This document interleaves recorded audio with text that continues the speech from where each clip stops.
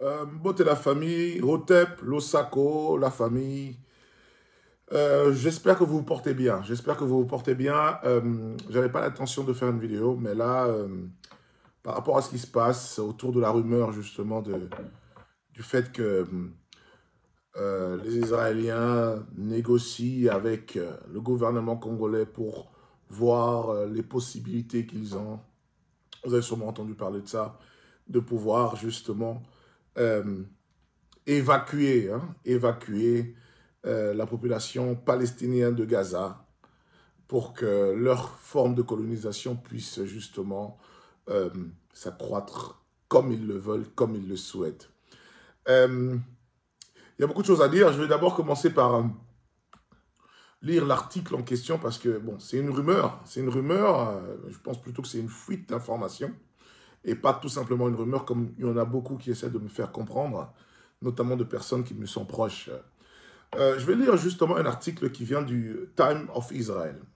Le site d'information Time of Israel a indiqué que des responsables israéliens mènent de pourparlers secrets avec le Congo et plusieurs autres pays pour qu'ils acceptent d'accueillir des migrants palestiniens en provenance de Gaza. Boum, boum, boum. Je répète, le site d'information Times of Israel a indiqué que des responsables israéliens mènent des pourparlers en secret avec le Congo et plusieurs autres pays pour qu'ils acceptent d'accueillir des migrants palestiniens en provenance de Gaza. Et ça continue. Times of Israel a rapporté, citant une source anonyme haut placée au sein du Conseil des ministres israéliens restreint, que le Congo sera disposé à accueillir des migrants et nous sommes en pourparlers avec d'autres pays aussi. Je ne sais pas comment je peux interpréter cela si ce n'est le fait d'être choqué. Alors, déjà être choqué, pourquoi? Je pense que mon indignation n'a pas commencé par rapport à cette demande du gouvernement israélien, donc de Netanyahou,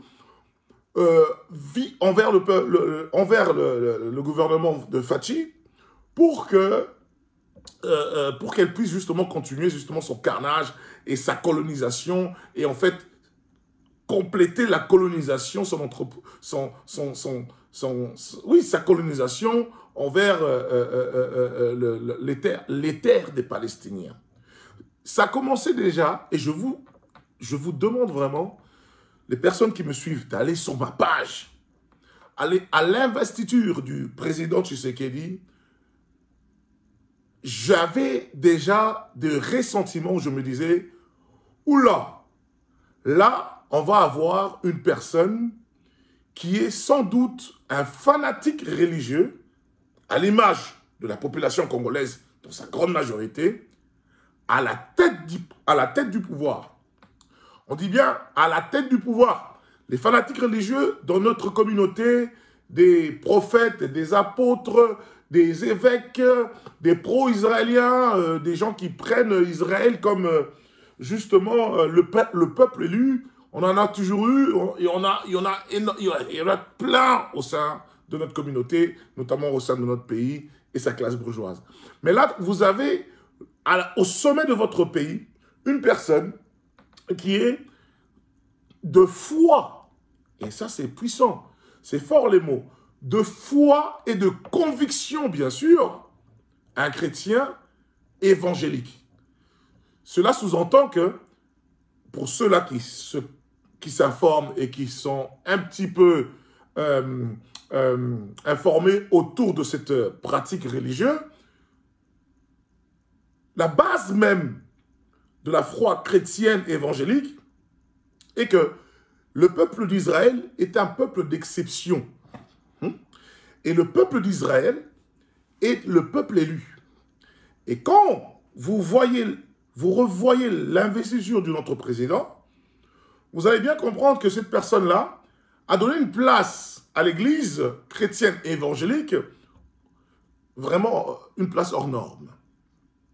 Et de ce fait, on doit se dire qu'on a à la tête du pouvoir de notre pays une personne qui n'a jamais caché ses convictions religieuses qui, dans un pays soi-disant laïque, comme quoi on aime bien copier des concepts, mais peut-être qu'on ne comprend pas trop les fonctionnements des concepts qu'on copie, j'ai toujours dit cela. Et donc cette personne-là a toujours eu une sympathie bien spéciale avec Israël. Et dans plusieurs occasions, ce monsieur a exposé son amour ou sa foi et le camp que lui veut appartenir. Et le camp que lui, il soutiendra donc, par toutes les mesures possibles. La première fois, c'était à New York.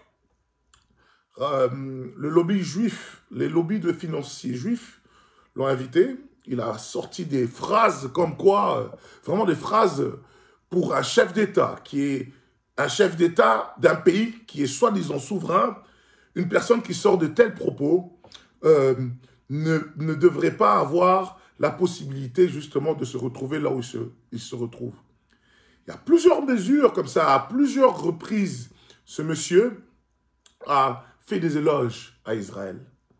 Et quand il y a eu justement le conflit palestinien-israélo qui a explosé, il a dernièrement encore sorti des sottises, des bêtises, des phrases vraiment absolument ignobles et inacceptables pour des personnes qui sont justement issues d'un pays colonisé, d'un ex-pays colonisé, et être obligé de voir son chef d'État, parce qu'il est le chef d'État de tous les Congolais, malgré nous, hein, être obligé de constater que son chef d'État puisse prendre parti à Israël, alors que nous sommes issus d'un ex-pays colonisé, dans sa forme, ok? C'est vraiment quelque chose où tu te dis que voilà, c'est incroyable. C'est incroyable. Et là, boum, on reçoit ça comme message. On reçoit ça comme rumeur qui se discute derrière les coulisses. Et les gens sont étonnés. Moi, je ne suis pas étonné. Je suis choqué. Oui, je suis choqué parce que tu te dis que le gars, il arrive toujours à coup sûr de pousser le bouchon toujours plus loin. OK? Et là, tu vois ça. Et moi, je sous-entends tout simplement que le gars, tellement qu'il est admiratif envers le peuple juif et bien sûr les sionistes israéliens, les colons israéliens, il a perdu toute possibilité de raisonner et de penser d'une manière rationnelle. Parce que c'est un religieux, c'est un croyant. Un croyant et un religieux dans leur sphère de croyance, c'est quelqu'un qui croit sans avoir vu. On ne va pas répéter le fameux dicton de « heureux celui qui croit sans avoir vu ». Vous voyez? Mais cela caractérise toujours un petit peu aussi le caractère de personnes qui pratiquent ce genre de religion. Il ne faut pas être étonné. Parce que, je le disais, que pour moi, ce qui me gêne le plus, c'est d'avoir un chef d'État qui se retrouve totalement dévoué par sa foi dans une religion qui glorifie ou bien qui met au centre un autre peuple, et dans ce cas même bien précis, le peuple d'Israël et ses sionistes en question, ses colons en question.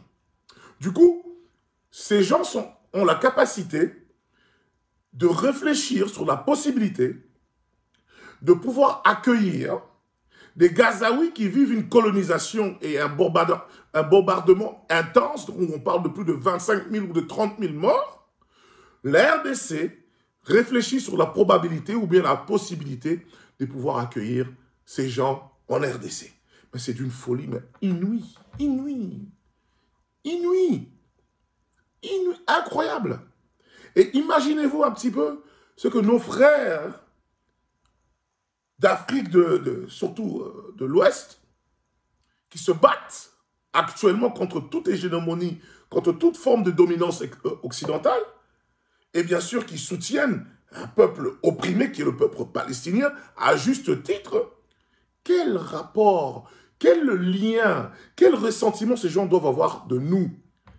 Et quand je vois tous ces gens qui se plaignent du fait que nos frères de l'Afrique de l'Ouest se plaignent du caractère de ce que l'homme congolais est en général, eh bien ça me laisse vraiment penser qu'on n'a pas compris, on n'a rien compris et on ne comprendra rien.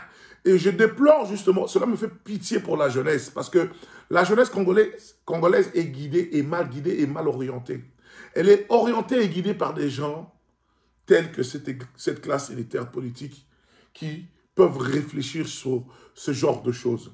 Bien sûr que ce ne sont que des rumeurs, bien sûr que ce n'est qu'une proposition ou bien une demande du gouvernement israélien. Mais la demande du gouvernement israélien, elle a sans doute, ça fait peut-être 2 ou 3 jours que cette information a fuité. Mais je vous dis, en ce moment, que les Israéliens, apparemment, il paraît qu'ils sont allés aussi vers des pays comme le Burkina Faso pour leur proposer ce genre de sottise. Mais la réponse était claire et directe. Pam, pam, non. Non. Non, impossible. Ce qui est tout à fait normal quand on comprend la notion de politique et le degré de la compréhension de politique de ce jeune homme de 35 ans qui est Ibrahima Traoré du Burkina Faso. Mais en RDC, eh bien, c'est une probabilité. Et j'ai d'autant peur parce que je connais justement le degré de inconscience et de niveau assez bas de la compréhension politique de ma classe politique, de la compréhension des enjeux politiques. Et même aussi, je sais que ces gens-là ont déjà pris parti, déjà avant même qu'ils viennent au pouvoir. Ils avaient déjà leur vision du monde. Cette vision du monde, c'est une vision du monde totalement occidentalisée. J'aimerais dire, comme le frère Zoro Bilal aime dire, Occident. Occident. Une pensée qui perd justement de l'élan dans les concerts des nations qui vont gouverner le monde demain. Mais malgré tout cela, nous, on a la capacité de produire justement une classe politique où il y a des gens qui s'accaparent ou qui s'accrochent encore, ils s'accrochent encore dans les pensées ou dans la vision occidentale du monde. C'est quelque chose qui doit absolument susciter d'indignation au sein de la jeunesse africaine et très particulièrement au sein de la jeunesse congolaise. Nous avons tellement de problèmes déjà liés par rapport à l'ethnicité, au territoire, etc., etc. Et là, en ce moment-là, nous avons un président qui, derrière les coulisses, bien sûr démenti par Mouyaya, par Mouyaya, le ministre de la Communication, comme quoi c'est faux, ces informations ne sont absolument pas à prendre au sérieux, etc., etc. Mais là, je viens de voir TF1, ici, je vous ai dit quoi, Israel Time, ce sont absolument des médias dans le contexte occidental que l'on prend absolument au sérieux. Et si ce genre d'informations peuvent fuiter comme ça et faire le tour du monde, c'est qu'il y a forcément quelque chose qui est vrai dans tout cela.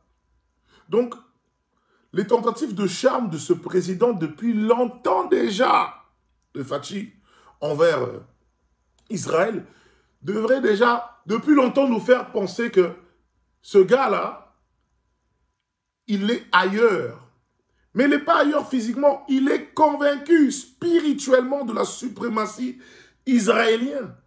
Il est convaincu que les Israéliens sont le peuple élu parce que dans la doctrine théologique de l'Église évangélique, de la saleté évangélique que nous adoptons, eh bien c'est une doctrine, c'est un volet qui compte, que le peuple d'Israël est le peuple élu. Et pourquoi est-ce que ça vous étonnerait? Moi, ça ne m'étonnerait pas que ce monsieur puisse envisager d'accueillir. Dans ce cas-là, ce serait des réfugiés, mais moi je ne pense même pas qu'on parle de réfugiés parce que ça c'est une forme de déportation, des déportés, des Palestiniens déportés de leur territoire pour pouvoir trouver refuge en RDC. Et pourquoi ces gens-là sont capables de faire cela? Si le gouvernement de Netanyahou est capable justement d'articuler ce genre de demande envers le gouvernement congolais, c'est parce que ces gens sont absolument conscients que l'élite bourgeoise politique congolaise et africaine en général, il y a quelque chose qu'ils n'arrivent absolument pas à s'abstenir. C'est le goût de l'argent. C'est l'argent. Ils savent ça, ces Netanyahou de ce monde. Ils savent que notre société à nous est profondément corrompue et que l'élite politique de la RDC, elle est totalement corrompue. Si ce n'était pas le cas, la RDC ne serait même après 5 ans le pays qu'elle est aujourd'hui, avec ses infrastructures qui n'existent pas, sa société médiocre, son élite politique totalement motivée par le bien et l'acquis personnel. Il y a beaucoup de choses à dire, mais je pense que je vais m'arrêter là, parce que sinon je vais parler pendant 1 heure et après ça devient saoulant, quoi. Mais continuons à mettre la pression, à diffuser ces informations, à montrer notre indignation et notre mécontentement. Parce que croyez-moi, c'est Mouyaya, c'est tous ces gens-là, hein, ils sont totalement informés par rapport à ce qui se passe aux réseaux sociaux.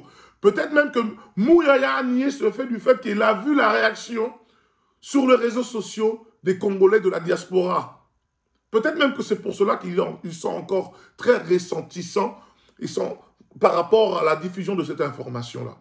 Continuons à le faire et voilà quoi. Choqué quoi. Choqué.